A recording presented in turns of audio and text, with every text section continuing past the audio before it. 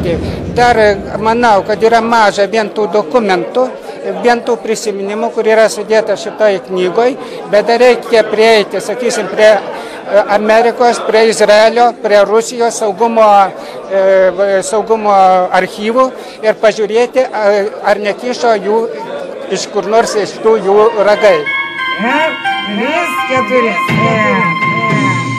Užtrauksim naują giesmę, broliai, kurią jaunimas nesupras. Ne taip giedosim, kaip ligšioliai, kitas mąstysime. Kaip čia pavyko tada padaryti iš jo tokį baubą, ką?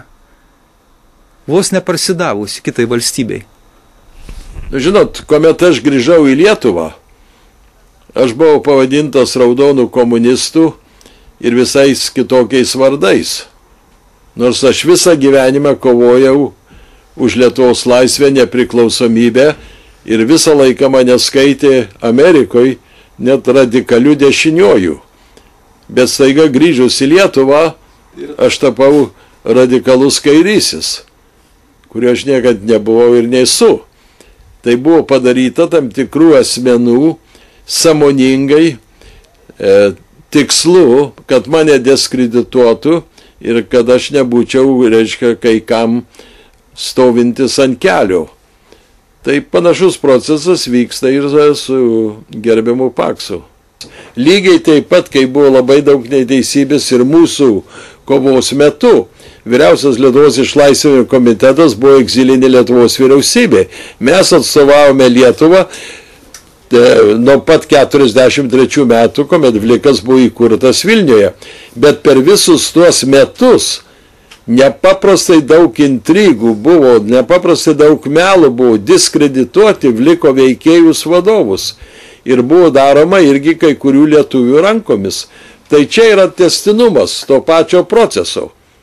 Todėl man labai sunku suprasti dabar gerbiamą mūsų prezidentą, kaip jis gali toleruoti, kad jį atstovautų buvęs KGB kapitonas. Tai yra žiaurus dalykas, sunkiai suprantamas, ypatingai, kad mūsų konstitucija suteikia prezidentui didžiausias teises kaip tik užsienio politikoje. Ir Adamkus tapo, reiškia, prezidentu, tai tik tai, aišku, mūsų. Apkaltos dėka, norit pasakyti? Taip, apkaltos dėka, jisai būtų, niekas būtų buvęs. O tai reikalinga buvo valdomas prezidentas. Marionetė. Ką jam pasako, tai vykdo. Dar čia jau paskelbė, kad šitagi Rūta Grinevičiūtė apie KGB rezervistą užsienio reikalų ministrą šitoj laidoj, a jis jau rėkia iš Vašingtono, rėkia, kad ne, tai yra doras žmogus. Tai kas galų gale? Ko jis bijo? Vadinasi, yra kažkur tai už jautrios vietos jis yra pakabintas.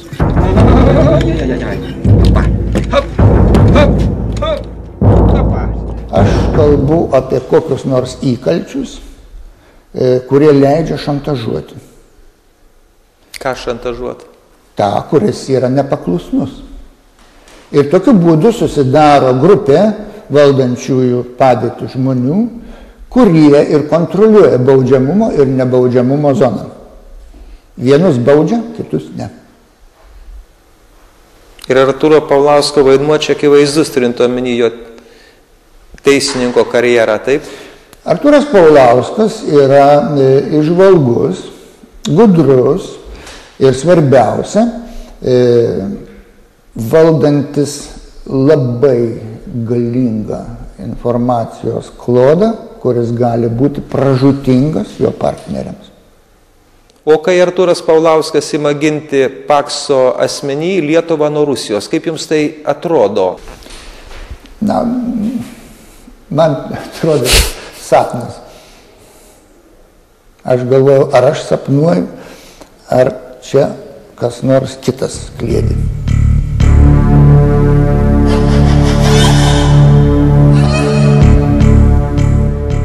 Aš norėčiau pasakyti, Dievo avinėlį, kur sunaikintų pasaulio nuodėmes, o jis to nuodėmę, man atrodo, ne vieną turi. Ir jis dabar yra toks šventas ir nori nežinau, ta laikysena, tai tiesiog iš šalies pažiūrėjus, tai yra nuostabus politikas. Bet argi neslypi po tą ramybės kaukę niekšybė, tai aš abejoju.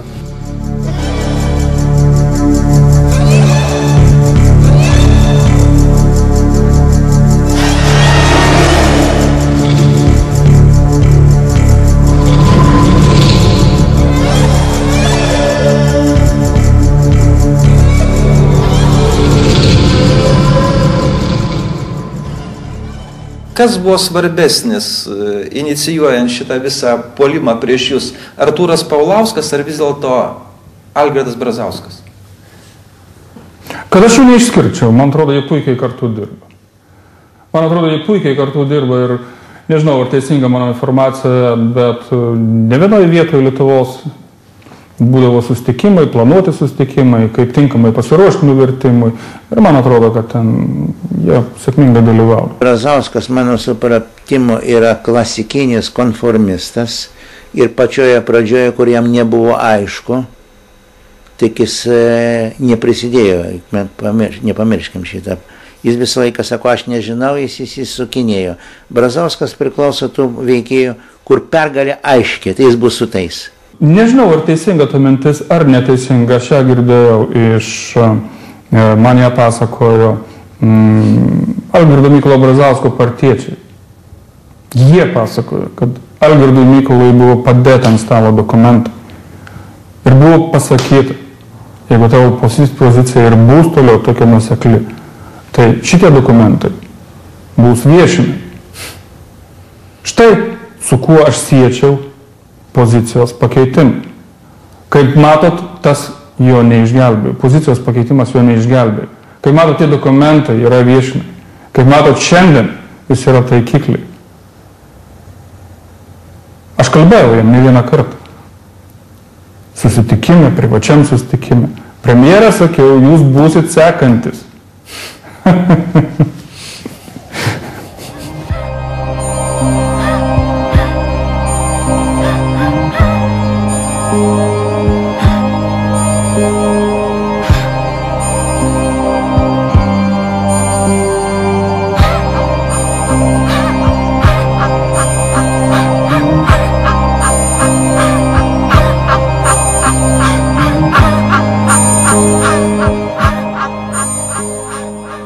Turto godumas ir gobšumas supriešino tautą ir prarado pasitikėjimą valdžia, teisėtvarka, žiniasklaida ypatingai.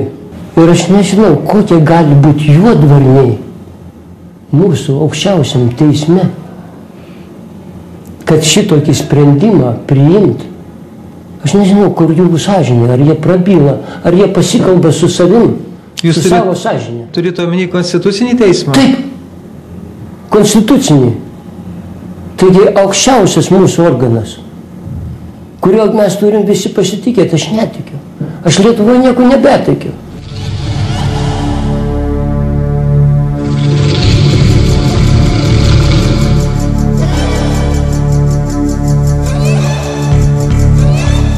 Tiesa, mūsų supratimu yra didesnis dalykas negu kad konstitucinis teismas ir jis privalo irgi laikytis teisingumo. Tas yra ir jei jau yra konstitucija, tai nevalia niekap jo pažeidinėti, net ir pačiam konstituciniam teismui. Bet ar čia nešiurpiai skamba, kai štai va jūs Helsinkio grupės nariai, tai yra žmonės, kurie kovoja už žmogaus teises net tarybiniais laikais, taip? Tarybų Lietuvoje, taip? Ir štai jūs dabar sakote, kad konstitucinis teismas pažeidžia konstituciją. Ar tai nešiurpiai skamba? Tai aš gal pasakyčiau, tai baisiai skamba. Šiurpus, tai čia per švelnų žodžiais. Ta, ką mes gerbėm ir laikėm, kad tai teisingumo jau paskutinė instancija, laukiam, kada tars teisingą žodį, dėja mes jo nesulaukėm. Tas yra, kadangi matėsi, kad ir konstitucinis teismas yra politizuotas. Ta ką kalbėt apie teisingumą, kai kai net tokia instancija